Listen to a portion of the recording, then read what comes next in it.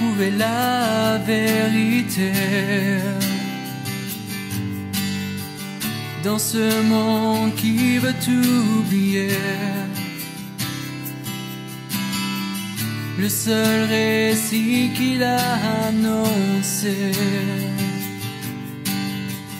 depuis bien des années. Mais il est encore temps de croire que seule la Bible offre l'espoir. Levons-nous ensemble pour voir sa puissance. Il nous suffit seulement de croire que tout ce qu'elle dit est vrai pour que notre humanité soit sauvée.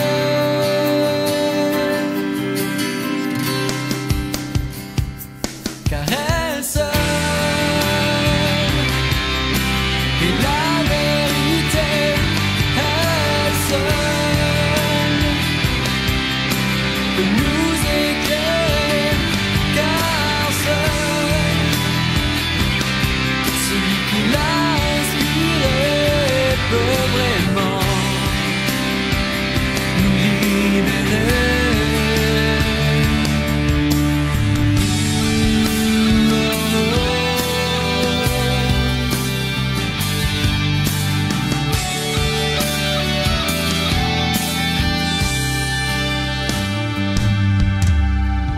Tant de choses se sont écrites. Bien-aimé, j'étais en train de dire que la pandémie est en cours. Nous avons connu 2020 et 2021 des années particulières, des années marquées par l'épidémie qui est devenue pandémie et qui continue sa course avec des incertitudes, avec des inconnus, avec des surprises. Ce matin, le Seigneur veut tout simplement encourager quelqu'un. Le Seigneur veut tout simplement fortifier quelqu'un à travers sa parole. Il veut nous donner en cette nouvelle année une occasion d'espérer, une raison de garder espoir, de garder la foi. C'est pourquoi nous allons lire, bien-aimés, dans Ésaïe, au chapitre 41, nous allons lire le verset 10. C'est un verset que nous connaissons très bien, Ésaïe 41, le verset 10.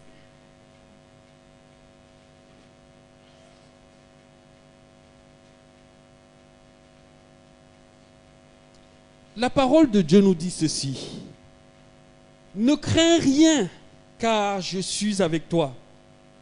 Ne promène pas les regards inquiets, car je suis ton Dieu.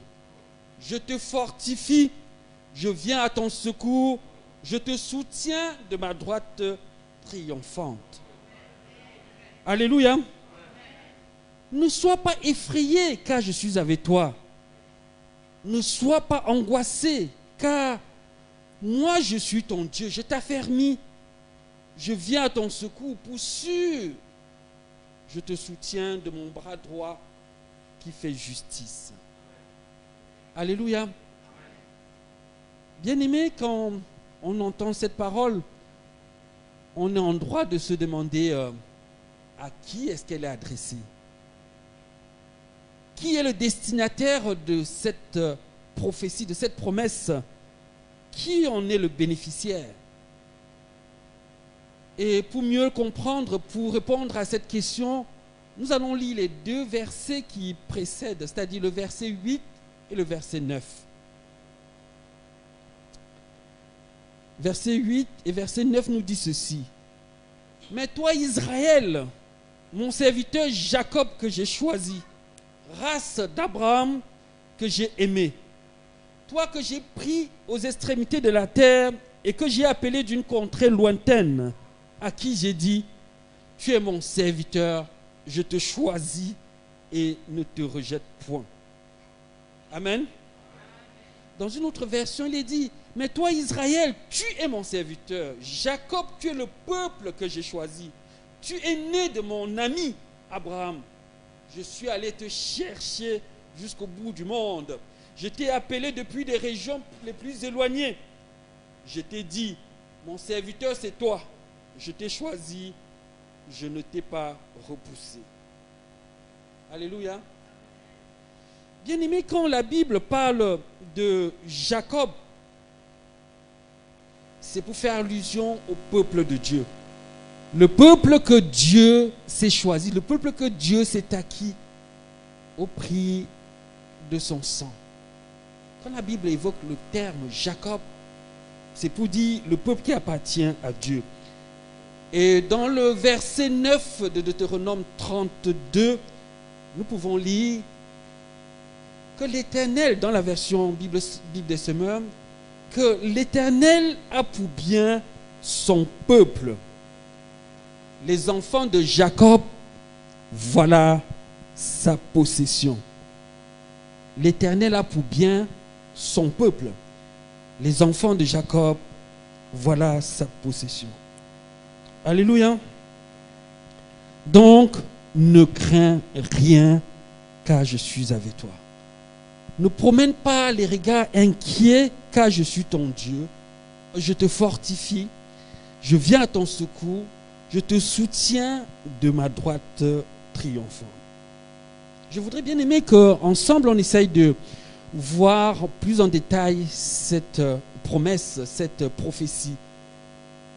Voir un peu les caractéristiques de ce destinataire à qui Dieu apporte cette prophétie.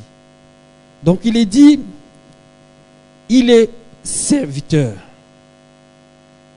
Au verset 8 et 9, mais toi Israël, mon serviteur Jacob. Il est serviteur. Il est choisi de Dieu. Je te choisis et ne te rejette point. Le deuxième caractéristique, c'est qu'il est race d'Abraham. Il est né d'Abraham. Il est descendant d'Abraham. Il est aimé de Dieu. Alléluia. Race d'Abraham que j'ai aimé. Et enfin, c'est un peuple qui ne connaissait pas Dieu.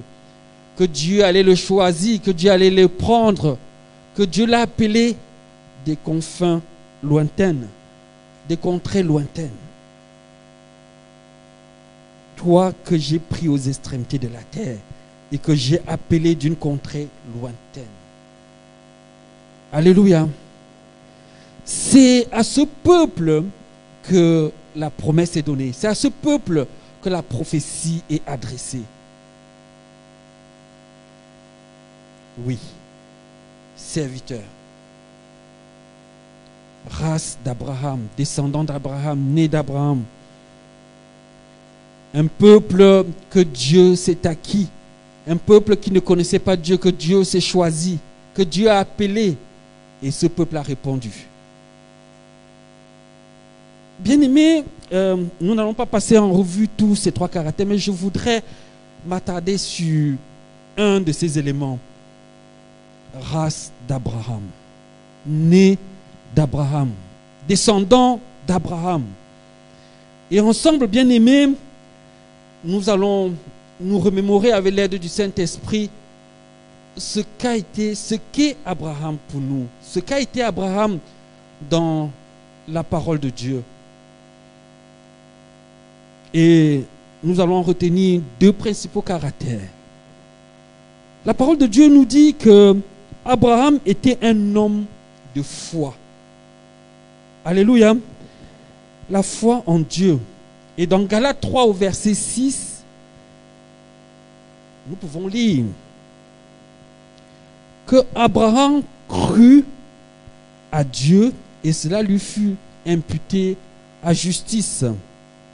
Dans d'autres versions, il est dit Abraham eut confiance en Dieu et Dieu, en portant sa foi à son crédit, l'a déclaré juste. Alléluia. Donc nous sommes en train de parler du destinataire de la promesse. Et entre autres, nous avons dit, il est descendant d'Abraham. Il a les caractères d'Abraham. Et nous sommes en train de voir les deux principaux caractères d'Abraham. Donc, homme de foi, foi en Dieu. Bien-aimés, ceux qui sont nés d'Abraham sont ceux qui ont placé leur confiance en Dieu, qui ont mis leur confiance en Jésus-Christ, qui croient en Dieu et qui croient Dieu. Alléluia. Qui croient en Dieu et qui croient Dieu. C'est-à-dire qui font ce que Dieu dit de faire. Alléluia.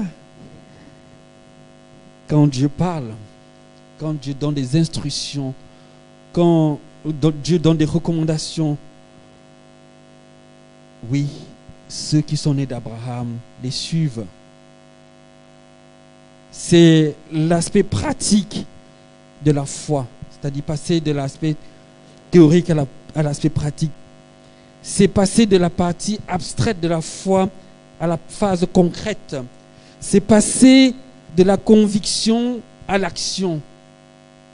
C'est être dans le mouvement animé par le Saint-Esprit. Alléluia. Parce que la parole de Dieu nous dit dans Hébreu que la foi, c'est une ferme assurance des choses qu'on espère, une démonstration de celles qu'on ne voit pas. Et je voudrais dire que, faire une parenthèse pour dire, celui qui agit sans la foi, celui qui agit sans la foi, compte sur le hasard. Alléluia. Et c'est comme un joueur de loto. Il le fait, mais il compte sur le hasard. Amen. Et celui qui ne croit qu'en ce qu'il voit n'a pas la foi. On est ensemble? Ceux qui sont nés d'Abraham, c'est ceux qui croient en Dieu et qui croient Dieu. Et nous allons lire dans Genèse 12, les 4 premiers versets, cette petite histoire d'Abraham, cette histoire qui nous démontre qu'il a la foi. La parole nous dit, va-t'en de ton pays, de ta patrie et de la maison de ton père dans le pays que je te montrerai. Je ferai de toi une grande nation et je te bénirai. Je rendrai ton nom grand et tu seras une source de bénédiction.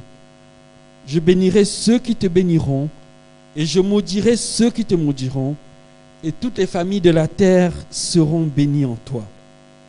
Abraham partit comme l'Éternel le lui avait dit et Lot partit avec lui. Abraham était âgé de 75 ans lorsqu'il sortit de Charan. Voilà un homme à qui Dieu dit, pars, quitte, pars vers le pays que je te montrerai. Alors je me suis souvent dit, si c'était nous à notre époque, on allait se poser la question, je suis en France, Dieu me dit de partir. Est-ce que c'est pour le Canada? C'est pour les États-Unis? C'est pour la Norvège? Mais il n'en sait rien. Mais il se lève. Alléluia. Par la foi. Parce qu'il a foi en ce Dieu qui lui donne l'instruction. Il a foi en ce Dieu qui lui demande de se lever et de partir. Amen. Le deuxième élément, le deuxième caractère des descendants d'Abraham, ce sont des hommes et des femmes qui sont amis de Dieu. Qui sont amis de Dieu. Le caractère d'amitié avec Dieu. C'est des gens qui partagent le secret avec Dieu, à qui Dieu confie les choses, Dieu confie les décisions. Il va leur dire, dans 3, ce que je vais faire. Dieu va leur dire ce qu'il va faire dans leur famille. Dieu va leur dire ce qui va se passer dans leur service. C'est des intimes de Dieu. Alléluia. Et nous allons regarder un verset pour illustrer. Dans Genèse au chapitre 18, le verset 17. La parole nous dit, alors l'Éternel dit à Abraham, cacherai-je à Abraham ce que je vais faire? Alléluia. Et Jésus-Christ va renchérir ce principe d'amis quand dans Jean 15 au verset 15, il va dire, je ne vous appelle plus serviteur parce que le serviteur ne sait pas ce que fait son maître, mais je vous appelle ami parce que je vous ai fait connaître tout ce que j'ai appris de mon Père. Alléluia. Les descendants d'Abraham, ceux qui croient en Dieu, qui placent leur confiance en Dieu, mais également dans cette confiance en Dieu, ils croient Dieu, ce que Dieu dit. Mais aussi, c'est des intimes de Dieu qui partagent. Quand on est amis, on se raconte plein de petits secrets. On se dit des choses qu'on ne dira pas à tout le monde. Et avec Dieu, il faut qu'il en soit ainsi. Alléluia. Nous sommes en train, bien aimés, de relever les caractères des destinataires de la prophétie. Ne crains rien, car je suis avec toi. Ne promène pas les regards inquiets, car je suis ton Dieu. Je viens, je te fortifie, je viens à ton secours, je te soutiens de ma droite triomphante. Oui, fais confiance en Dieu. Oui, être l'ami de Dieu. Bien-aimés, c'est la clé pour qu'en cette année 2022, nous n'ayons pas à craindre. C'est la clé pour qu'en cette année 2022, nous soyons sereins. Ce n'est pas que les difficultés auront cessé. Ce n'est pas que la pandémie aurait disparu. Mais tout simplement parce que Dieu sera de notre côté. Alléluia. Tout simplement parce que le bras de l'Éternel nous a secourus. Tout simplement parce que Dieu sera avec nous. Et ce matin, est-ce que tu veux être de ceux qui vont être bénéficiaires, qui sont bénéficiaires de cette promesse? Est-ce que tu es intime de Dieu? Est-ce que tu crois en Dieu? Est-ce que tu crois Dieu? Alléluia. Si tu n'as jamais eu l'occasion d'inviter Jésus-Christ à venir vraiment prendre la place qui est la sienne dans ton cœur, ce matin, c'est possible. Ce matin, c'est possible de dire, Seigneur Jésus-Christ, je veux être ton intime. Je veux que tu occupes la première place dans mon cœur. Je veux que tu viennes régner dans mon cœur. Je t'invite. Ouais, je ne te connaissais pas, mais j'ai appris que tu allais chercher les gens qui ne te connaissaient pas et tu as fait d'eux des serviteurs, tu as fait d'eux tes intimes. Je veux en faire partie. Si c'est ton souhait, tout simplement, tu lèves ta main là où tu es et on va prier avant de continuer. Ouais, demander à Jésus-Christ d'être ton sauveur. C'est le chemin, le seul chemin pour aller au Père. À tous ceux qui l'ont reçu, nous dit la parole de Dieu, elle, la parole vivante qui est Jésus-Christ, a donné le pouvoir de devenir enfant de Dieu.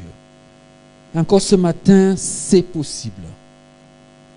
Si parmi nous, quelqu'un n'a pas encore donné sa vie en Jésus-Christ, c'est possible. C'est possible. Amen. Oui, Seigneur, je veux encore te bénir parce que tu nous rassures que tu es disposé, tu es disponible, Seigneur, pour te révéler à ceux qui ont soif de toi. Et merci de ce que tu parles au cœur. Merci, Seigneur, de ce que tu te révèles dans les cœurs, Seigneur Jésus. Et si quelqu'un ce matin t'a interpellé, Seigneur, merci de ce que tu lui réponds et de ce que tu l'accueilles. au nom de Jésus-Christ. Amen. Amen. Donc, ne crains rien car je suis avec toi. Ne promène pas des regards inquiets car je suis ton Dieu. Je te fortifie. Je viens à ton secours. Je te soutiens de ma droite triomphante. Bien-aimé, cette démarche d'assurance que Dieu donne contient en elle-même les motifs de l'assurance, les raisons de pourquoi on ne doit pas craindre. Ne crains rien, car je suis avec toi. Alléluia. Si on se limitait à ça, quelqu'un aurait dit, ben, et alors, comme aiment dire les enfants, tu es avec moi et alors. Mais il continue, il dit, ne promène pas les regards inquiets, car je suis ton Dieu. La raison pour laquelle tu ne dois pas promener les regards inquiets, tu ne dois pas être angoissé, tu ne dois pas ouvrir les yeux inquiets, c'est que Dieu est avec toi. Dieu est avec nous, bien-aimés. Alléluia. Parce qu'il est ton Dieu, donc, il va te fortifier. Parce qu'il est notre Dieu, il va venir à notre secours. Oui, bien-aimé, parce que celui qui manifeste la crainte, c'est celui qui n'est pas assuré, c'est celui qui doute, c'est celui qui n'est pas sûr de lui, qui a peur. Et généralement, quand on a peur, c'est la preuve qu'on ne maîtrise pas. C'est la preuve qu'on ne gère pas convenablement l'événement, la circonstance.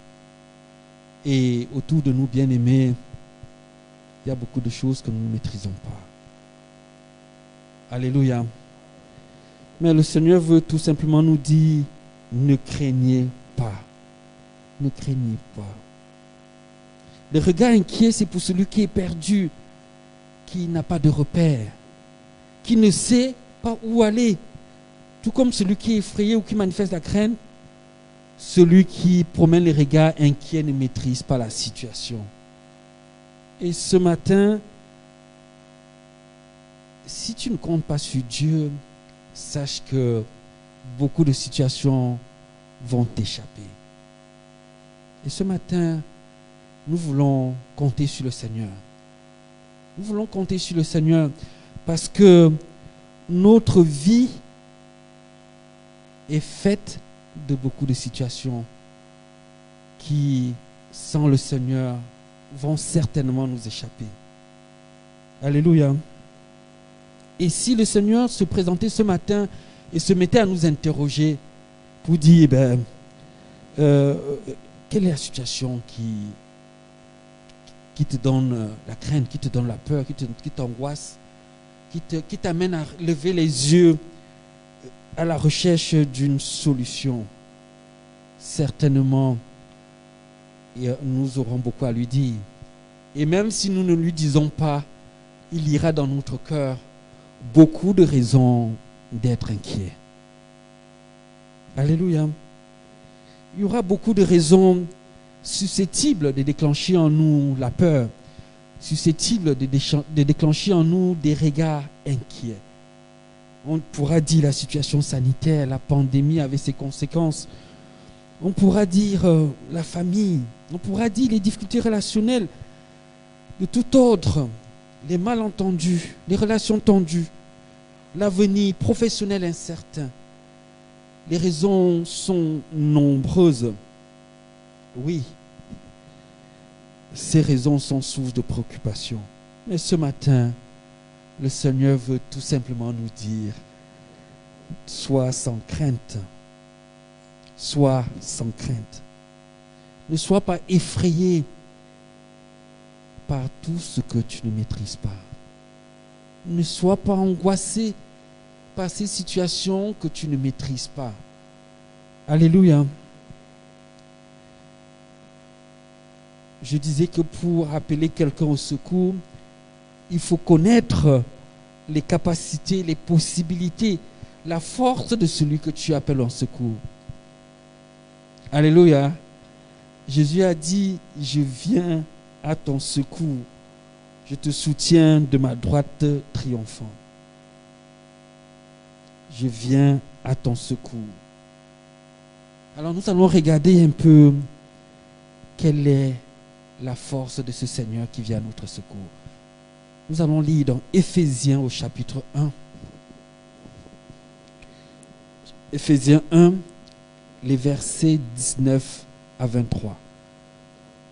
Je viens à ton secours, je te soutiens de ma droite triomphante. Sois sans crainte. La parole de Dieu nous dit, et quelle est envers nous qui croyons l'infinie grandeur de sa puissance, parlant de Jésus-Christ, se manifestant avec efficacité par la vertu de sa force. Il a déployé en Christ, en le ressuscitant des morts et en le faisant asseoir à sa droite dans les lieux célestes, au-dessus de toute domination, de toute autorité, de toute puissance, de toute dignité et de tout nom qui se peut nommer, non seulement dans le siècle présent, mais encore dans le siècle à venir. Il a mis sous ses pieds, il a donné pour chef suprême à l'Église, qui est son corps, la plénitude de celui qui remplit tout en tous. Amen. Donc, celui qui vient à notre secours, bien-aimé, c'est celui-là qui a ressuscité Jésus-Christ d'entre les morts, dont la puissance a ressuscité Jésus-Christ d'entre les morts. Autrement dit, c'est cette puissance qui est mise en œuvre pour nous. Pour toi et moi qui avons placé notre confiance en Jésus-Christ, c'est cette puissance, la puissance qui a ramené Jésus-Christ d'entre les morts, de la mort à la vie. C'est cette puissance-là que Dieu met en œuvre pour nous. Alléluia. On dit qu'il est au-dessus de toute domination. Quelles que soient les autres dominations, nous devons être sans crainte. Parce que celui qui est avec nous, celui qui vient à notre secours, celui dont le bras se révèle pour nous secourir, est au-dessus de toute domination. La parole dit qu'il est au-dessus de toute autorité, qu'il est au-dessus de toute puissance, bien-aimé. Ce n'est pas juste pour un jour, ce n'est pas juste pour un temps, mais même dans le siècle à venir, ça ne changera pas. Alléluia. C'est pourquoi ce matin, en ce début d'année, bien-aimé, nous devons rentrer dans 2022 avec de l'espoir. Espoir parce que nous comptons sur le Seigneur. Espoir parce que nous avons Dieu pour nous. Si Dieu est pour nous, qui pourra être contre nous? Qui osera être contre nous? C'est pourquoi, bien-aimés, nous pouvons relever la tête, non pas par orgueil, non pas parce que nous nous suffisons à nous-mêmes, mais parce que nous comptons sur le Seigneur. Et parce qu'il est avec nous, celui qui est avec nous est plus fort que celui qui est dans le monde. Alléluia. C'est pour cette raison que nous n'avons pas à craindre. Nous n'avons pas à craindre. Et dans Matthieu 6 au verset 27, la parole nous dit, qui, par ses inquiétudes, peut ajouter une coudée à sa vie? Et au verset 33 du même chapitre 6, il est recommandé, cherchez premièrement le royaume de Dieu et sa justice, et toutes ces choses vous seront données par-dessus. Alléluia. On ne dit pas que les inquiétudes ne vont pas exister, mais il ne faut pas que ça nous enlève le sommeil. Nous devons être sereins. Nous devons rester sereins. Quand je marche dans l'ombre de la vallée de la mort, je ne crains aucun mal. Alléluia. Nous ne sommes pas en train de dire que les difficultés sont finies, que non, qu'il n'y aura aucun problème. Mais nous sommes en train de dire, Jésus-Christ est la solution. Jésus-Christ est la solution. Ne nous laissons pas effrayer, bien-aimés. Et nous allons regarder dans Acte 16. On va lire un long passage. Un exemple de deux frères qui se sont retrouvés, deux amis qui se sont retrouvés dans une situation susceptible de déclencher en eux des plus grandes craintes, des plus grandes peurs, des plus grandes angoisses. Acte 16, les versets 23 à 33.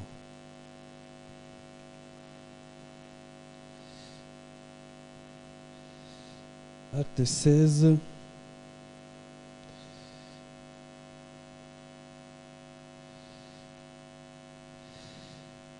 « 23 à 33. La parole de Dieu nous dit ceci.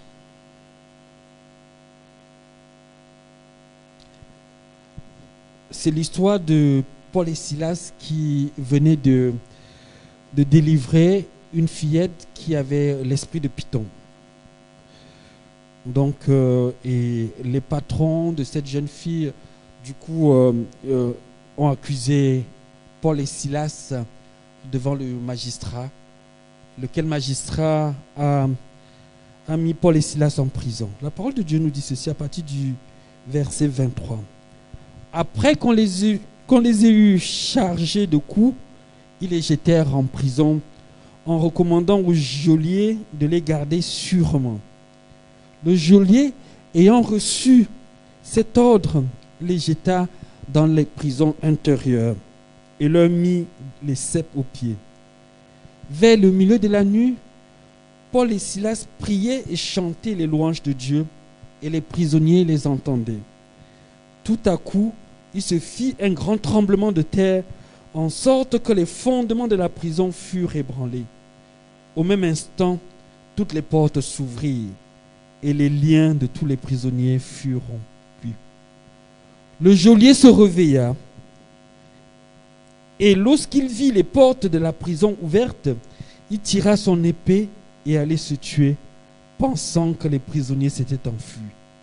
Mais Paul cria d'une voix forte, « Ne te fais point de mal, nous sommes tous ici. » Alors le geôlier, ayant demandé de la lumière, entra précipitamment et se jeta tout tremblant aux pieds de Paul et de Silas. Il les fit sortir et dit, « Seigneur, que faut-il que je fasse pour être sauvé ?» Paul et Silas répondirent, « Crois au Seigneur Jésus-Christ, et tu seras sauvé, toi et ta famille. » Et il lui annonçait la parole du Seigneur ainsi qu'à tous ceux qui étaient dans sa maison. Il les prit avec lui à cette heure même de la nuit. Il lava les pieds et aussitôt il fut baptisé, lui et tous les siens. Amen. Donc voilà l'histoire de prime abord qui aurait été une situation stressante, une situation angoissante, une situation source d'inquiétude pour Paul et Silas. Mais comme Paul et Silas cherchaient premièrement le royaume de Dieu, ils sont mis à chanter, ils ont mis à louer Dieu, ils sont mis à prier, de sorte que tout le monde entendait. Et de là est venue la délivrance d'une famille. Alléluia. Tout simplement pour dire que on peut traverser des situations difficiles. Alors, si on ne s'inquiète pas, si on a compris que Dieu est pour nous, que la force que Dieu va mettre en œuvre pour nous est celle qui a délivré Jésus-Christ, si nous comprenons que nous devons chercher premièrement le royaume de Dieu, alors nous devons être sereins. Et au lieu de nous angoisser, au lieu de nous s'apitoyer sur notre sort, nous allons tout simplement rendre gloire à Dieu. Nous allons tout simplement chanter des louanges. Nous allons tout simplement prier. Bien-aimés, parce que, comme nous le dit le Proverbe au chapitre 12, l'inquiétude dans le cœur de l'homme là-bas. Alléluia.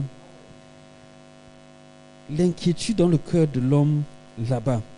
Mais une bonne parole le réjouit. Et l'autre version dit, le souci au fond du cœur déprime un homme. ça, je pense que nous le comprenons. Le souci dans le cœur d'un homme déprime.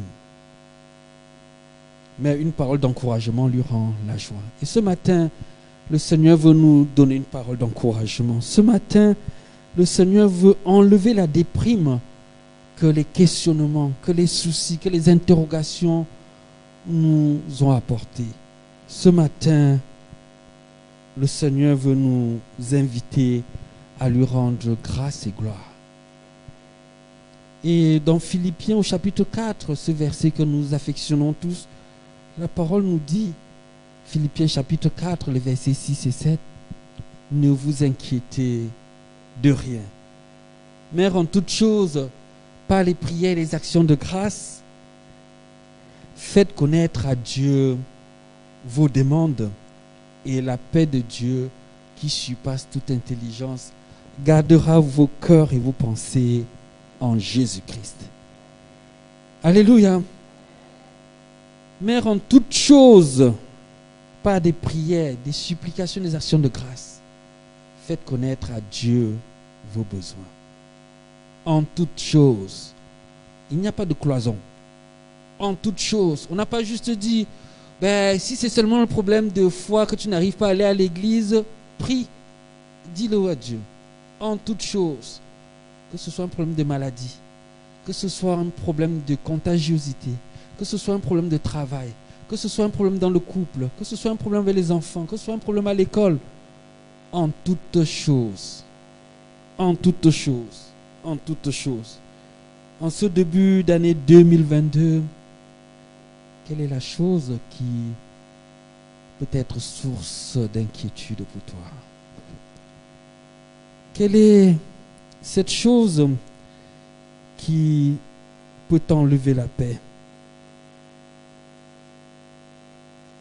Quelle est cette chose qui t'amène à avoir les regards inquiets? De quoi t'inquiètes-tu en ce début d'année 2022? De quoi t'inquiètes-tu? Alléluia.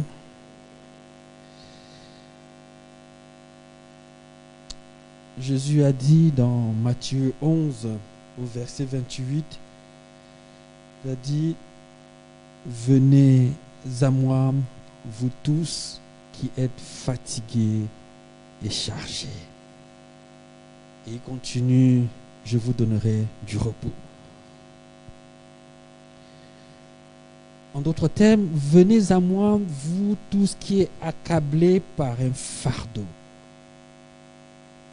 Bien-aimés, nous ne sommes pas en train de dire que nous sommes des super-hommes.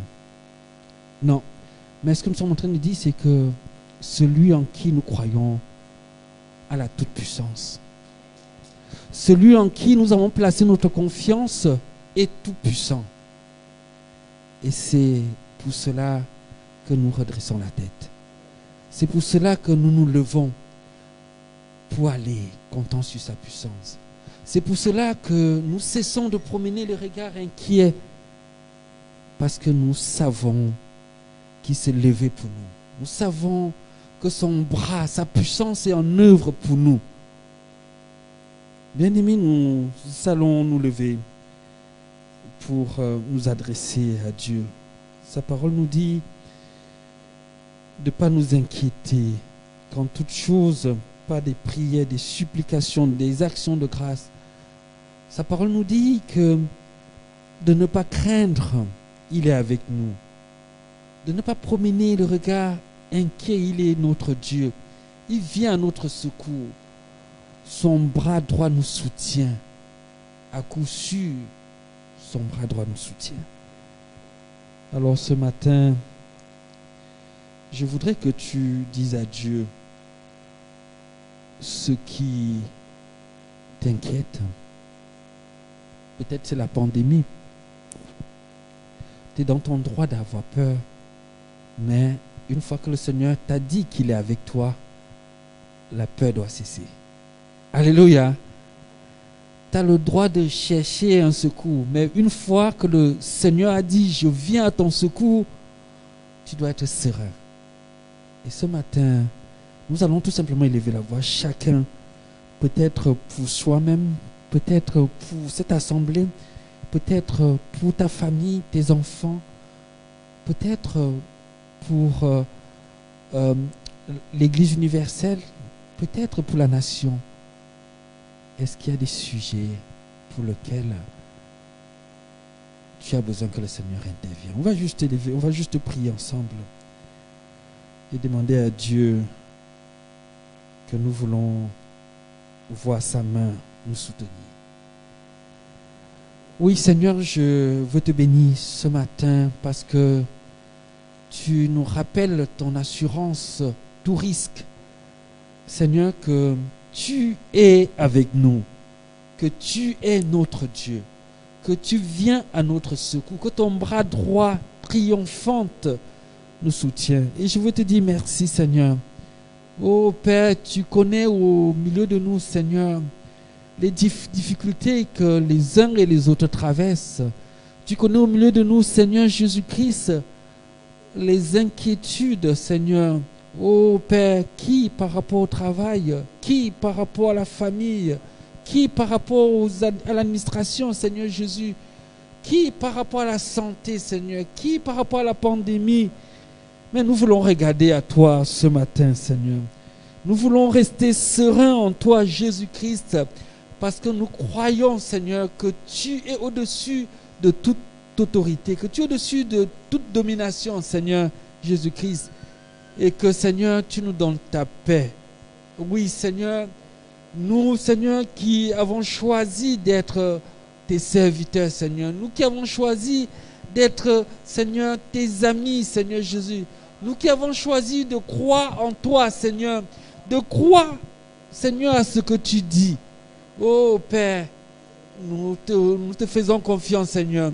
Et nous prions, Seigneur, oh Père, que notre foi, Seigneur, nous soit imputée à justice, Seigneur. Que tu mènes notre foi, notre crédit, Seigneur, et que tu nous déclares juste devant chaque situation.